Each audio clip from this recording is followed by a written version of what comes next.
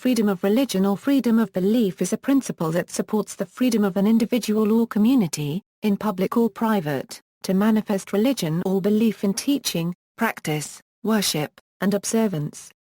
The concept is generally recognized also to include the freedom to change religion or not to follow any religion. The freedom to leave or discontinue membership in a religion or religious group in religious terms called apostasy is also a fundamental part of religious freedom, covered by Article 18 of the Universal Declaration of Human Rights. Freedom of religion is considered by many people and nations to be a fundamental human right.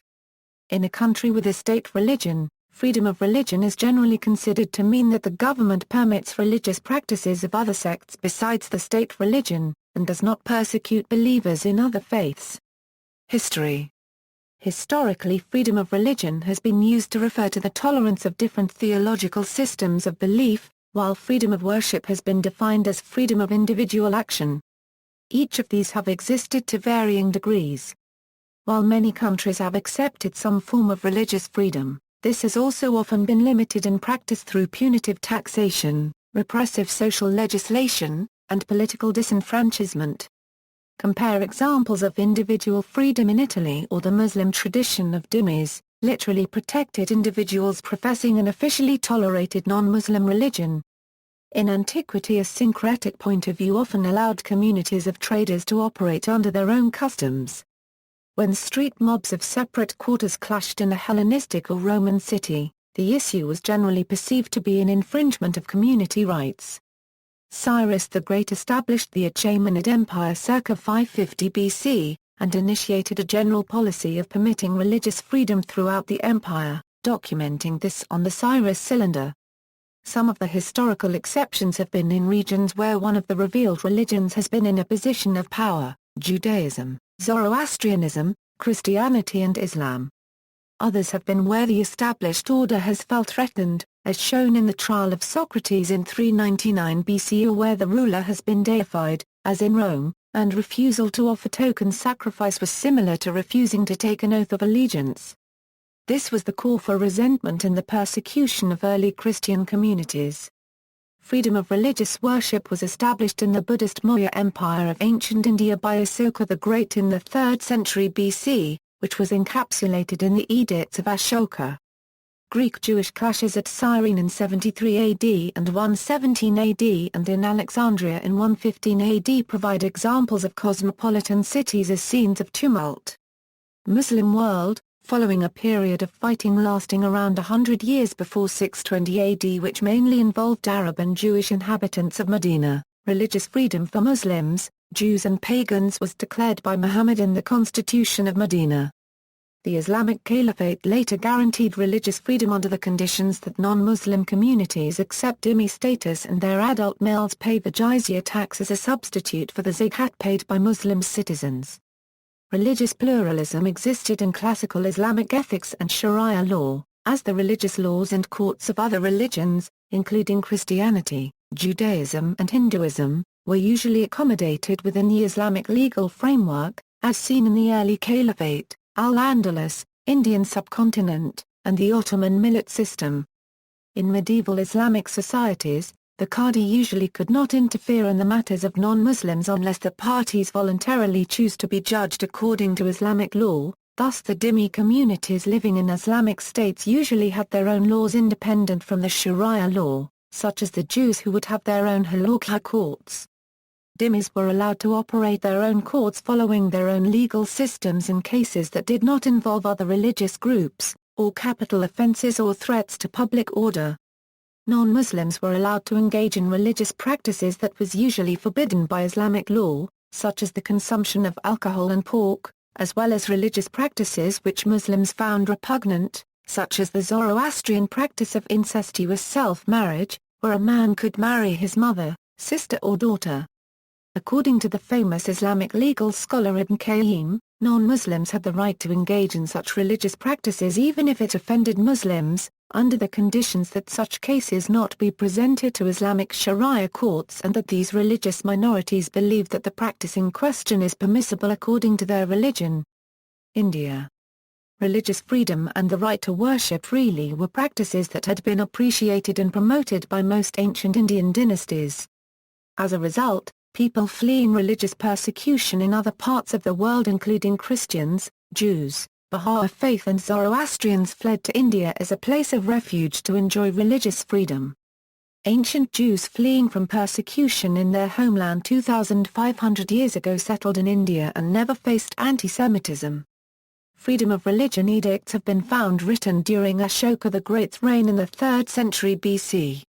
Freedom to practice, preach and propagate any religion is a constitutional right in modern India. Most major religious festivals of the main communities are included in the list of national holidays. India is an 80% Hindu country, yet its Prime Minister is a Sikh, the chairperson of the ruling alliance is a Catholic woman of Italian birth, and 3 out of the 12 presidents of India have been Muslims. Many scholars and intellectuals believe that India's predominant religion, Hinduism, has long been a most tolerant religion. The Dalai Lama, the Tibetan leader in exile, said that religious tolerance of Aryabhumi, a reference to India found in Mahabharata, has been in existence in this country from thousands of years. Not only Hinduism, Jainism, Buddhism, Sikhism, which are the native religions, but also Christianity and Islam have flourished here. Religious tolerance is inherent in Indian tradition, the Dalai Lama said. Freedom of religion in the Indian subcontinent is exemplified by the reign of King Piradasi.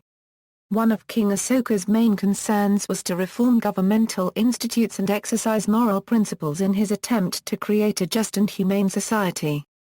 Later he promoted the principles of Buddhism, and the creation of a just, understanding and fair society was held as an important principle for many ancient rulers of this time in the East. The importance of freedom of worship in India was encapsulated in an inscription of Asoka. King Piradasi, dear to the gods, honors all sects, the ascetics or those who dwell at home, he honors them with charity and in other ways. But the king, dear to the gods, attributes less importance to this charity and these honors than to the vow of seeing the reign of virtues, which constitutes the essential part of them. For all these virtues there is a common source, modesty of speech. That is to say, one must not exalt one's creed discrediting all others, nor must one degrade these others without legitimate reasons. One must, on the contrary, render to other creeds the honor befitting them. The initial entry of Islam into South Asia came in the 1st century after the death of the Islamic prophet Muhammad. When around 1210 AD the Islamic sultanates invaded India from the northwest, gradually the principle of freedom of religion deteriorated in this part of the world. They were subsequently replaced by another Islamic invader in the form of Babur. The Mughal Empire was founded by the Mongol leader Babur in 1526, when he defeated Ibrahim Lodi, the last of the Delhi Sultans at the First Battle of Panipat. The word Mughal is the Indo-Iranian version of Mongol. On the main Asian continent, the Mongols were tolerant of religions. People could worship as they wished freely and openly, though the formation of two nations, that is Pakistan and Bangladesh, has been on basis of religious intolerance. After arrival of Europeans, Christians and zeal to convert local as per belief in conversion as service of God, have also been seen to fall into frivolous methods since their arrival. Though by and large there are hardly any reports of law and order disturbance from mobs with Christian beliefs except perhaps in the northeastern region of India. Freedom of religion in contemporary India is a fundamental right guaranteed under Article 25 of the nation's constitution.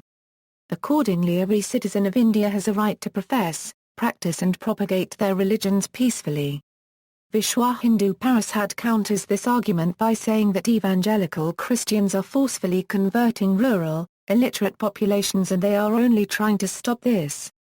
In September 2010, Indian state Kerala's State Election Commissioner announced that religious heads cannot issue calls to vote for members of a particular community or to defeat the non-believers. The Catholic Church, comprising Latin, Syro-Malabar and Syro-Malankara rites, used to give clear directions to the faithful on exercising their franchise during elections through pastoral letters issued by bishops or council of bishops. The pastoral letter issued by Kerala Catholic Bishops' Council on the eve of the poll urged the faithful to shun atheists. Even today, Most Indians celebrate all religious festivals with equal enthusiasm and respect.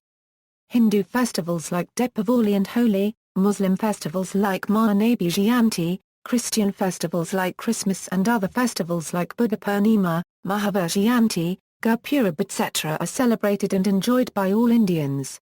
The rise of the BJP political party have been accompanied by the repression of Christianity and in some cases assaults on Christians and their institutions. In November 2010, Hindutva extremists attacked Christian homes in Pelaguda, Kendaguda and Tilorai villages in Orissa state. Christians say they were attacked for refusing to contribute to the local Durga Puja celebrations. Europe, religious intolerance. Most Roman Catholic kingdoms kept a tight rein on religious expression throughout the Middle Ages. Jews were alternately tolerated and persecuted, the most notable examples of the latter being the expulsion of all Jews from Spain in 1492. Some of those who remained and converted were tried as heretics in the Inquisition for allegedly practicing Judaism in secret. Despite the persecution of Jews, they were the most tolerated non-Catholic faith in Europe. However, the latter was in part a reaction to the growing movement that became the Reformation. As early as 1380, John Wycliffe in England denied transubstantiation and began his translation of the Bible into English. He was condemned in a papal bull in 1410, and all his books were burned. In 1414 Jan Hus, a Bohemian preacher of Reformation, was given a safe conduct by the Holy Roman Emperor to attend the Council of Constance. Not entirely trusting in his safety, he made his will before he left. His forebodings proved accurate, and he was burned at the stake on July 6, 1415. The council also decreed that Wycliffe's remains be disinterred and cast out. This decree was not carried out until 1429. After the fall of the city of Granada, Spain in 1492, the Muslim population was promised religious freedom by the Treaty of Granada, but that promise was short-lived. In 1501, Granada's Muslims were given an ultimatum to either convert to Christianity or to emigrate. The majority converted, but only superficially, continuing to dress and speak as they had before and to secretly practice Islam. The Moriscos were ultimately expelled from Spain between 1609 and 1614, by Philip III. Martin Luther published his famous 95 Theses in Wittenberg on October 31, 1517. His major aim was theological, summed up in the three basic dogmas of Protestantism: the Bible only is infallible, every Christian can interpret it, human sins are so wrongful that no deed or merit, only God's grace, can lead to salvation. In consequence, Luther hoped to stop the sale of indulgences and to reform the Church from within. In 1521 he was given the chance to recant at the Diet of Worms before Charles V, Holy Roman Emperor, then only 19. After he refused the recant, he was declared heretic. Partly for his own protection, he was sequestered on the Wartburg in the possessions of Frederick III, Elector of Saxony, where he translated the New Testament into German. He was excommunicated by papal bull in 1521. The movement, however, continued to gain ground in his absence and spread to Switzerland. Huldrych Zwingli preached reform in Saar I Quarterich from 1520 to 1523. He opposed the sale of indulgences, celibacy, pilgrimages, pictures, statues, relics, altars, and organs. This culminated in outright war between the Swiss cantons that accepted Protestantism and the Catholics. The Catholics were victorious, and Zwingli was killed in battle in 1531. The Catholic cantons were magnanimous in victory. Meanwhile, Luther's idea had been interpreted radically by the leaders of the German Peasants' War, and Luther himself assisted the German princes in slaughtering these revolutionaries. The defiance of papal authority proved contagious, and in 1533, when Henry VIII of England was excommunicated for his divorce and remarriage to Anne Boleyn, he promptly established a state church with bishops appointed by the crown. This was not without internal opposition, and Thomas More, who had been his Lord Chancellor, was executed in 1535 for opposition to Henry. In 1535 the Swiss canton of Geneva became Protestant. In 1536 the Bernese imposed the Reformation on the canton of Vaud by conquest. they sacked the cathedral in Lausanne and destroyed all its art and statuary. John Calvin, who had been active in Geneva, was expelled in 1538 in a power struggle, but he was invited back in 1540. The same kind of seesaw back and forth between Protestantism and Catholicism was evident in England when Mary of England returned that country briefly to the Catholic fold in 1553 and persecuted Protestants. However, her half-sister, Elizabeth I of England, was to restore the Church of England in 1558, this time permanently, and began to persecute Catholics again. The King James Bible, commissioned by King James I of England and published in 1611, proved a landmark for Protestant worship, with official Catholic forms of worship being banned. In France, although peace was made between Protestants and Catholics at the Treaty of Saint-Germain in 1570, persecution continued, most notably in the massacre of St. Bartholomew's Day on August 24, 1572, in which thousands of Protestants throughout France were killed. A few years before, at the Michelade of Nard registered trademark Mez in 1567, Protestants had massacred the local Catholic clergy. Early steps and attempts in the way of tolerance. The Norman Kingdom of Sicily under Roger II was characterized by its multi-ethnic nature and religious tolerance. Normans, Jews, Muslim Arabs, Byzantine Greeks, Lombards and native Sicilians lived in harmony. Rather than exterminate the Muslims of Sicily, Roger II's grandson Emperor Frederick II of Hohenstaufen allowed them to settle on the mainland and build mosques. Not least, he enlisted them in his Euro-Christian army and even into his personal bodyguards. Bohemia enjoyed religious freedom between 1436 and 1520, and became one of the most liberal countries of the Christian world during that period of time. The so-called Basel Compacts of 1436 declared the freedom of religion and peace between Catholics and Utraquists. In 1609 Emperor Rudolf II granted Bohemia greater religious liberty with his Letter of Majesty. The privileged position of the Catholic Church in the Czech Kingdom was firmly established after the Battle of White Mountain in 1620. Gradually freedom of religion in Bohemian lands came to an end and Protestants fled or were expelled from the country. A devout Catholic, Emperor Ferdinand II forcibly converted Austrian and Bohemian Protestants. In the meantime, in Germany Philip Melanchthon drafted the Augsburg Confession as a common confession for the Lutherans and the Free Territories. It was presented to Charles V in 1530. In the Holy Roman Empire, Charles V agreed to tolerate Lutheranism in 1555 at the Peace of Augsburg. Each state was to take the religion of its prince, but within those states, there was not necessarily religious tolerance. Citizens of other faiths could relocate to a more hospitable environment. In France, from the 1550s, many attempts to reconcile Catholics and Protestants and to establish tolerance failed because the state was too weak to enforce them. It took the victory of the converted Protestant Prince Henry IV of France, and his accession to the throne, to impose religious tolerance formalized in the Edict of Nantes in 1598. It would remain in force for over 80 years until its revocation in 1685 by Louis XIV of France. Intolerance remained the norm until Louis XVI, who signed the Edict of Versailles, then the constitutional text of December 24, 1789, granting civilian rights to Protestants. The French Revolution then abolished state religion and confiscated all church property, turning intolerance against Catholics. Early laws and legal guarantees for religious freedom. In 1558 the Transylvanian Diet of Torda declared free practice of both the Catholic and Lutheran religions, but prohibited Calvinism. 10 years later, in 1568, the Diet extended the freedom to all religions, declaring that it is not allowed to anybody to intimidate anybody with captivity or expelling for his religion.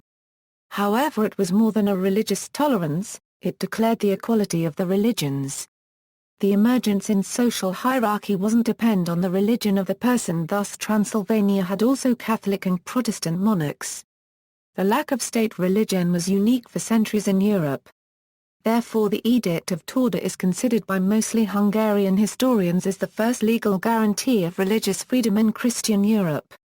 Act of religious tolerance and freedom of conscience, His Majesty, our Lord, in what manner he together with his realm legislated in the matter of religion at the previous diets, in the same matter now, in this diet, reaffirms that in every place the preachers shall preach and explain the gospel each according to his understanding of it, and if the congregation like it, well.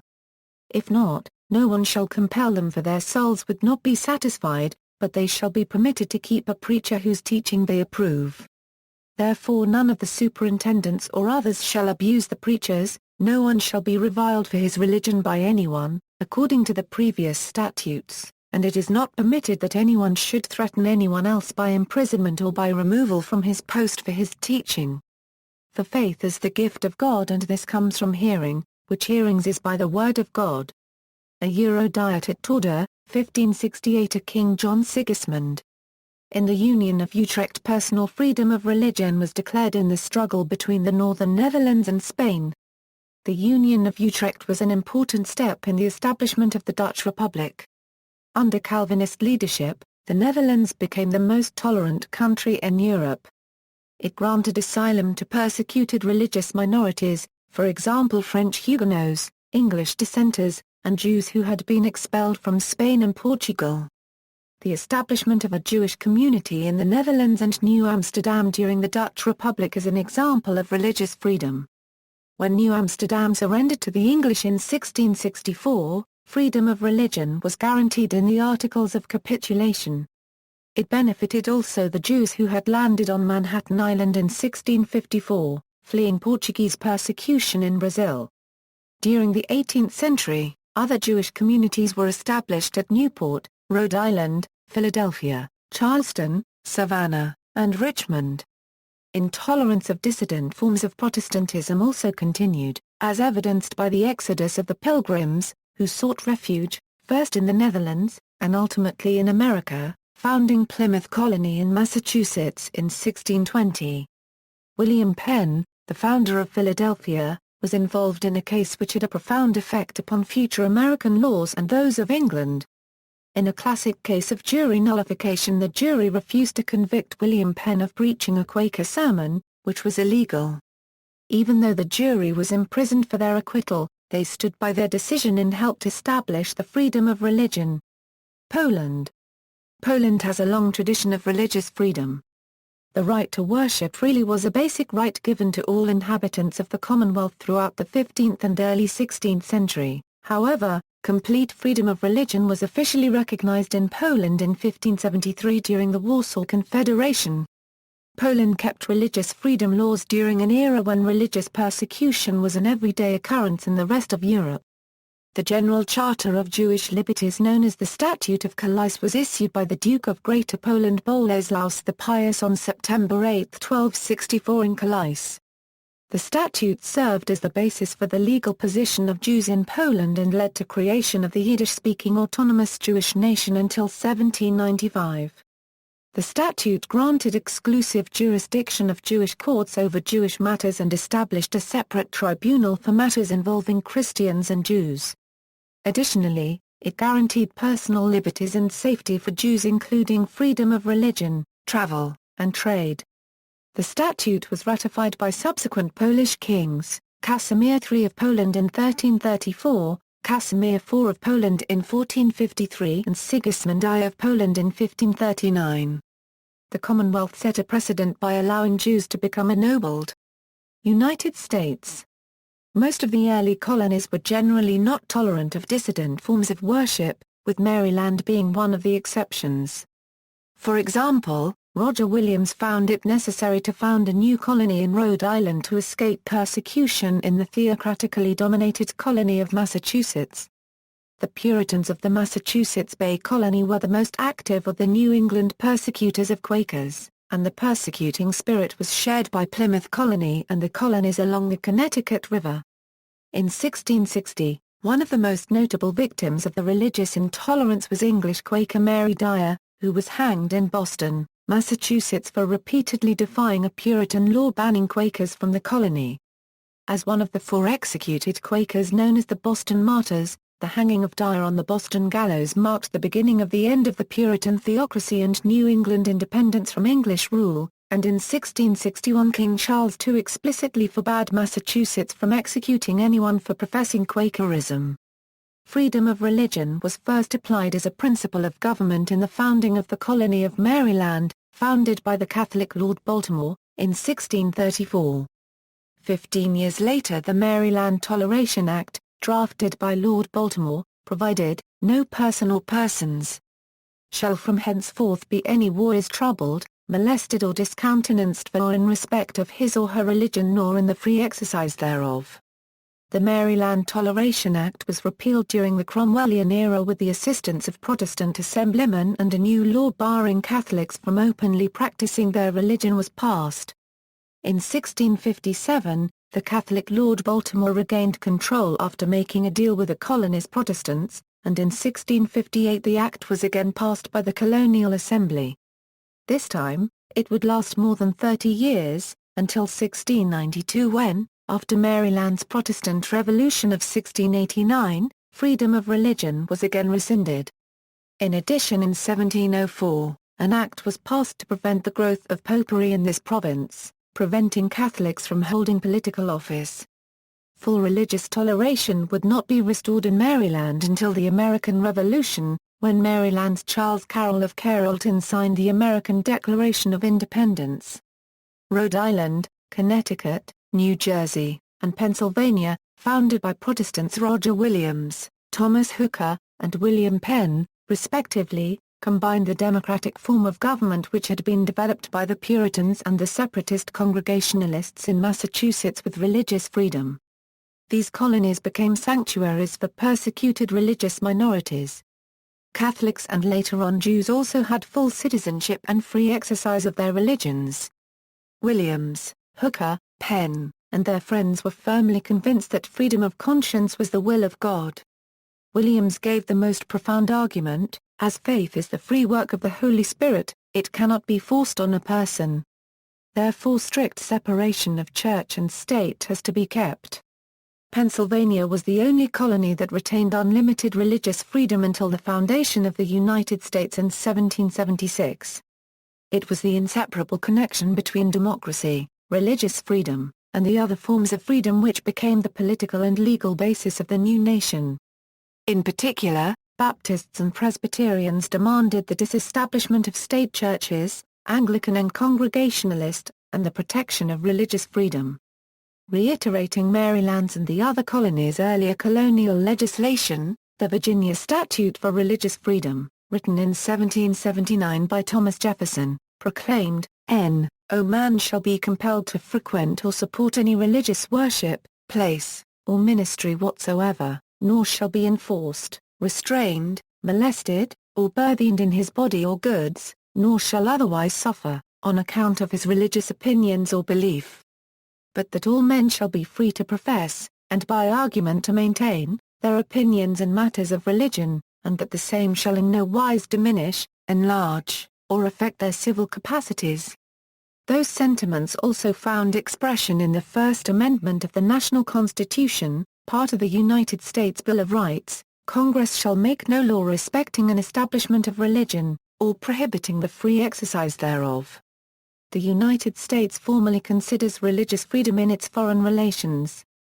The International Religious Freedom Act of 1998 established the United States Commission on International Religious Freedom, which investigates the records of over 200 other nations with respect to religious freedom, and makes recommendations to submit nations with egregious records to ongoing scrutiny and possible economic sanctions. Many human rights organizations have urged the United States to be still more vigorous in imposing sanctions on countries that do not permit or tolerate religious freedom. Canada. Freedom of religion in Canada is a constitutionally protected right, allowing believers the freedom to assemble and worship without limitation or interference. The Canadian Human Rights Act allows an exception to freedom of religion with respect to religious dress, such as a Sikh turban, when there is a bona fide occupational requirement, such as a workplace requiring a hard hat. International. On November 25, 1981, the United Nations General Assembly passed the Declaration on the Elimination of All Forms of Intolerance and of Discrimination based on Religion or Belief. This declaration recognizes freedom of religion as a fundamental human right in accordance with several other instruments of international law, but the international community has not passed any binding legal instruments that guarantee the right to freedom of religion. Contemporary debates. Freedom from Religion Foundation. The Freedom from Religion Foundation, which bills itself as the largest association of freethinkers in the United States, argues that the U.S. Constitution not only prohibits the intrusion of religion into the processes of government, but also guarantees equal rights to citizens who choose not to follow any religion. Conservative socio-political commentator Brian Fisher responds, "The Constitution guarantees freedom of religion, not freedom from religion."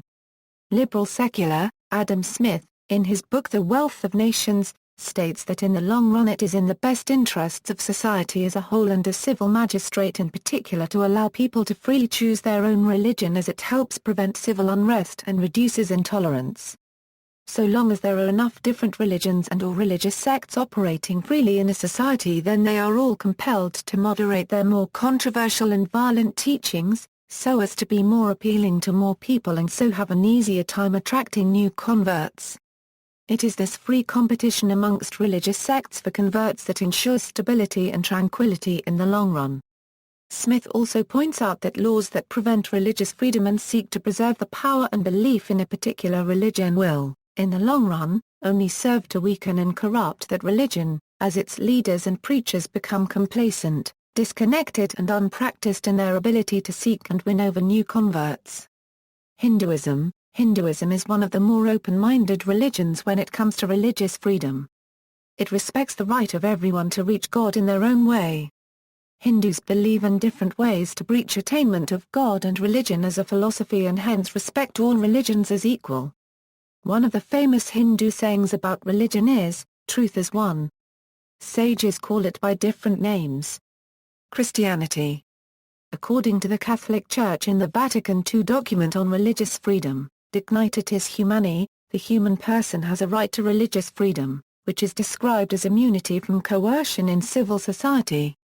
This principle of religious freedom leaves untouched traditional Catholic doctrine on the moral duty of men and societies toward the true religion. In addition, this right is to be recognized in the constitutional law whereby society is governed, and thus it is to become a civil right. Prior to this, Pope Pius IX had written a document called the Syllabus of Errors. The syllabus was made up of phrases and paraphrases from earlier papal documents, along with index references to them, and presented as a list of condemned propositions. It does not explain why each particular proposition is wrong, but it cites earlier documents to which the reader can refer for the Pope's reasons for saying each proposition is false. Among the statements included in the syllabus are, "It is an error to say that every man is free to embrace and profess that religion which, guided by the light of reason, he shall consider true. It is an error to say that in the present day it is no longer expedient that the Catholic religion should be held as the only religion of the state, to the exclusion of all other forms of worship. It is an error to say that hence it has been wisely decided by law, in some Catholic countries, that persons coming to reside therein shall enjoy the public exercise of their own peculiar worship. Some Orthodox Christians, especially those living in democratic countries, support religious freedom for all, as evidenced by the position of the Ecumenical Patriarchate. Many Protestant Christian churches, including some Baptists, Churches of Christ, Seventh-day Adventist Church and mainline churches have a commitment to religious freedoms.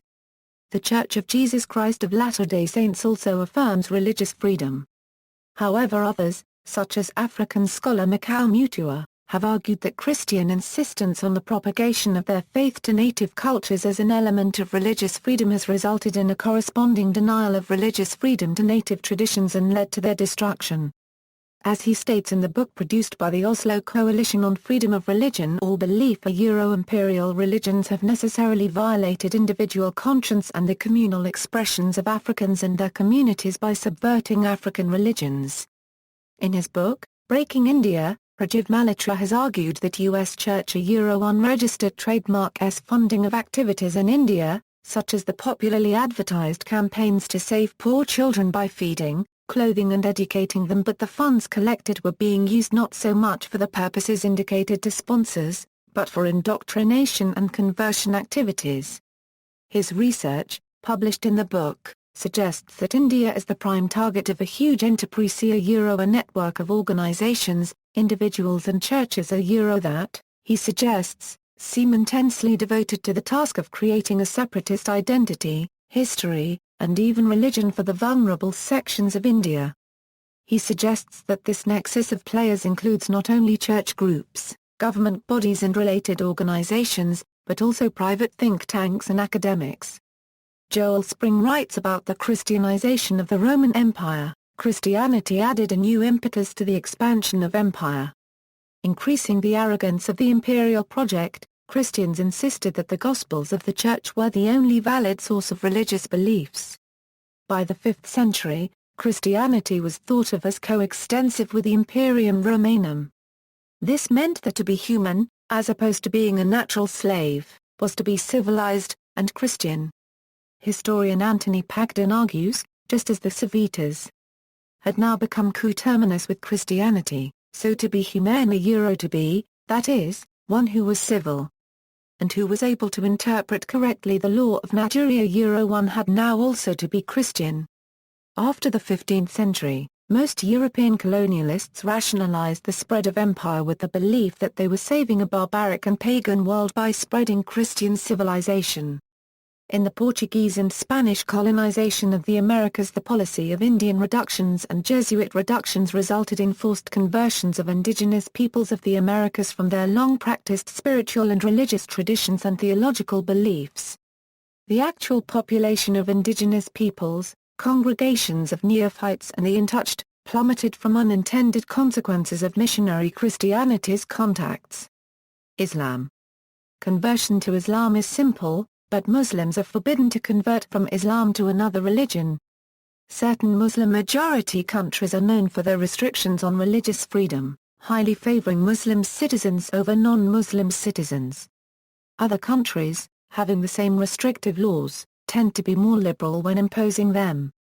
Even other Muslim-majority countries are secular and thus do not regulate religious belief. Some Islamic theologians quote the Quran to show scriptural support for religious freedom.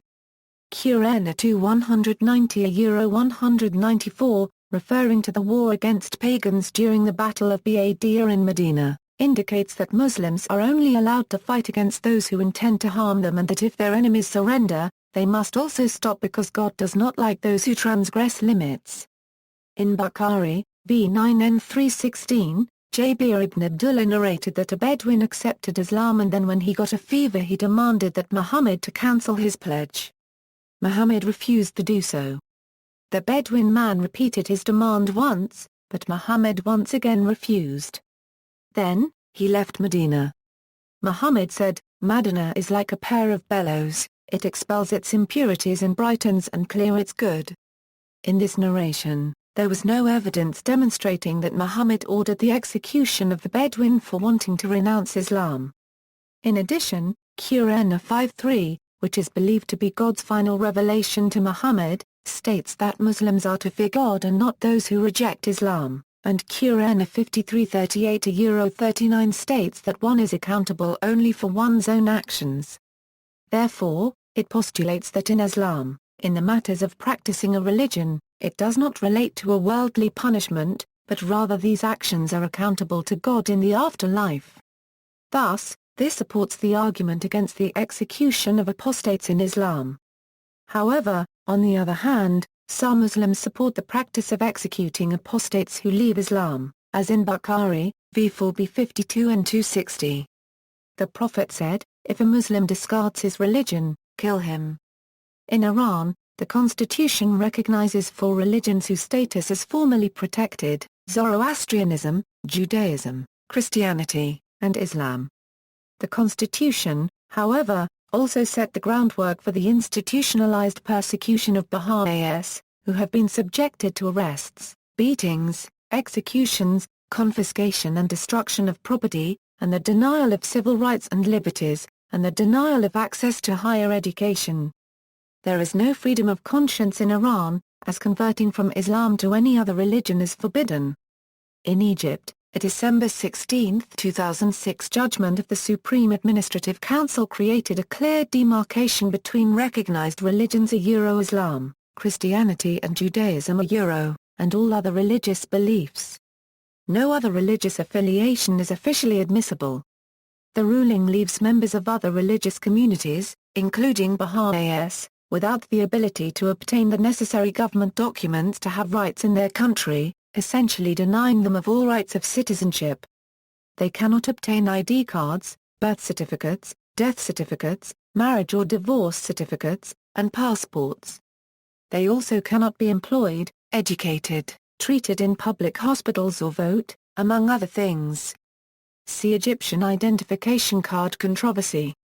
Changing religion. Among the most contentious areas of religious freedom is the right of an individual to change or abandon his or her own religion, and the right to evangelize individuals seeking to convince others to make such a change. Other debates have centered around restricting certain kinds of missionary activity by religions. Many Islamic states, and others such as China, severely restrict missionary activities of other religions.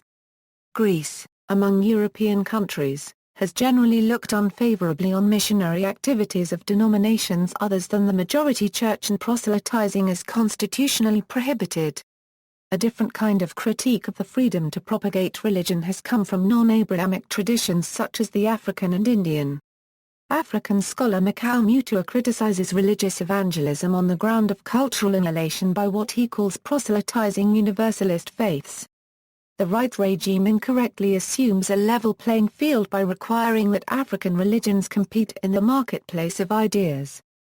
The rights corpus not only forcibly imposes on African religions the obligation to compete a task for which as non-proselytizing, non-competitive creeds they are not historically fashioned but also protects the evangelizing religions in their march towards universalization. It seems inconceivable that the human rights regime would have intended to protect the right of certain religions to destroy others. Some Indian scholars have similarly argued that the right to propagate religion is not culturally or religiously neutral. In Sri Lanka there have been debates regarding a bill on religious freedom that seeks to protect indigenous religious traditions from certain kinds of missionary activities. Debates have also occurred in various states of India regarding similar laws, particularly those that restrict conversions using force, fraud or allurement. In 2008 Christian Solidarity Worldwide, a Christian human rights non-governmental organization which specializes in religious freedom, launched an in-depth report on the human rights abuses faced by individuals who leave Islam for another religion. The report is the product of a year-long research project in 6 different countries. It calls on Muslim nations, the international community, the UN and the international media to resolutely address the serious violations of human rights suffered by apostates. Apostasy in Islam. In Islam, apostasy is called ridda, and is considered to be a profound insult to God. A person born of Muslim parents that rejects Islam is called a murtad fitri, and a person that converted to Islam and later rejects the religion is called a murtad milli.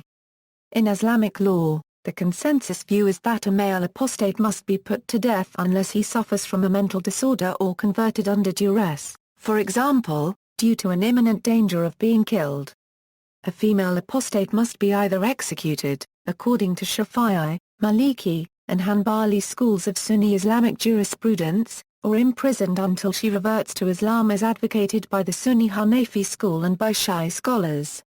Ideally, the one performing the execution of an apostate must be an imam.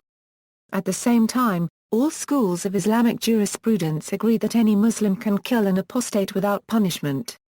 However, while almost all scholars agree about the punishment, many disagree on the allowable time to retract the apostasy. Many scholars push this as far as allowing the apostate till he/she dies. Thus, practically making the death penalty just a theoretical statement exercise.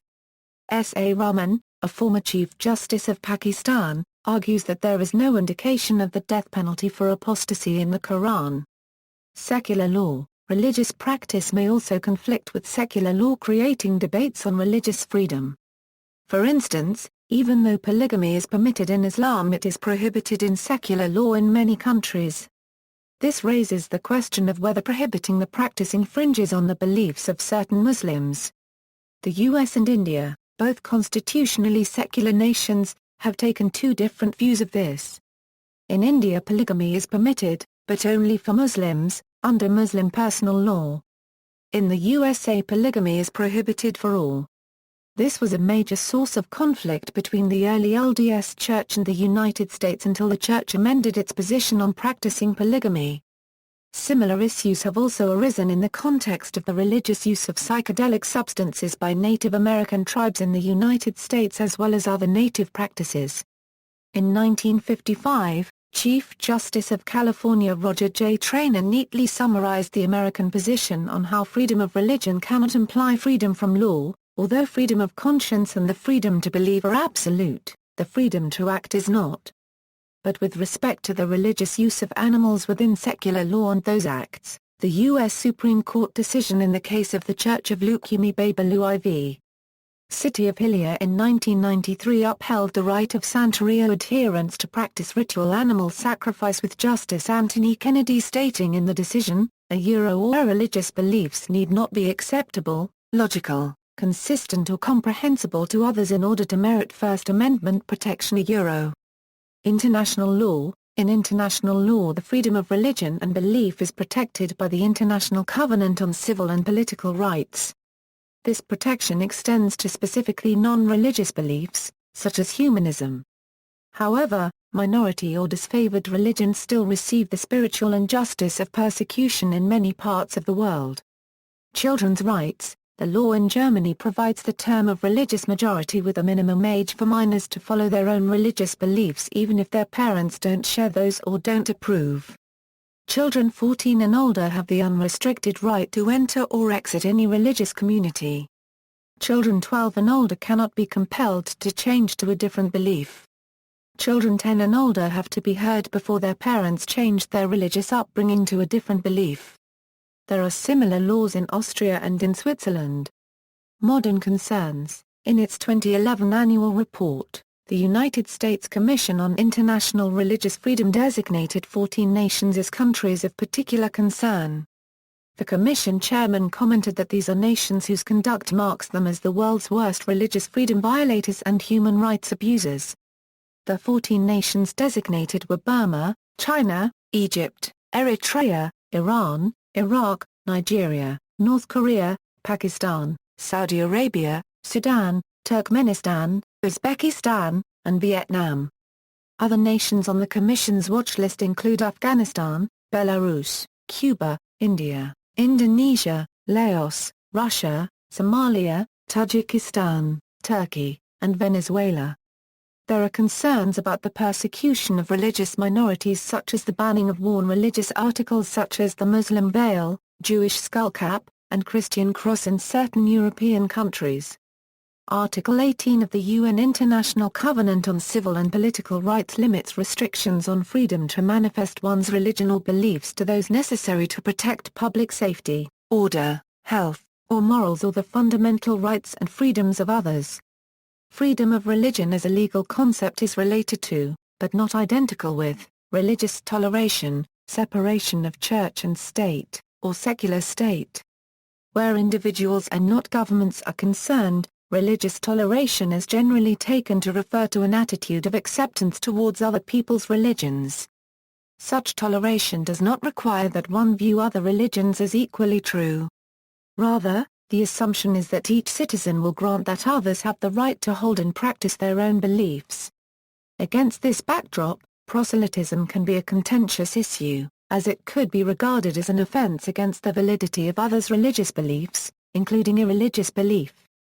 International Religious Freedom Day, October 27 as International Religious Freedom Day, in commemoration of the execution of the Boston martyrs for their religious convictions 1659–1661. The U.S. proclaimed January 16 Religious Freedom Day. Contemporary Global Overview. The Pew Research Center's Forum on Religion and Public Life performed a study on religious freedom in the world, for which data were gathered from 16 governmental and non-governmental organizations including the United Nations, the U.S. State Department and Human Rights Watch and representing over 99.5% of the world's population. According to the results, that were published in December 2009, about one-third of the countries in the world have high or very high restrictions on religion, and nearly 70% of the world's population lives in countries with heavy restrictions on freedom of religion. This concerns restrictions on religion originating from both national authorities and social hostilities undertaken by private individuals, organizations and social groups. Government restrictions included constitutional limitations or other prohibitions on free speech. Social hostilities were measured by religion-related terrorism and violence between religious groups. The countries in North and South America reportedly had some of the lowest levels of government and social restrictions on religion, while the Middle East and North Africa were the regions with the highest, as measured by Pew. Saudi Arabia, Pakistan and Iran were the countries that topped the list of countries with the overall highest levels of restriction on religion according to Pew, while Russia, Israel, the Philippines were among those with medium levels of restriction. Of the world's 25 most populous countries, Iran, Egypt, Indonesia and Pakistan had the most restrictions, while Brazil, Japan, Italy, South Africa, the United Kingdom, and the United States had some of the lowest levels as measured by Pew. While the Middle East, North Africa and the Americas exhibit either extremely high or low levels of government and social restrictions, these two variables do not always move together. Vietnam and China, for instance, had high government restrictions on religion but were in the moderate or low range when it came to social hostilities. Nigeria and Bangladesh follow the opposite pattern, high in social hostilities but moderate in terms of government actions, in the Pew study.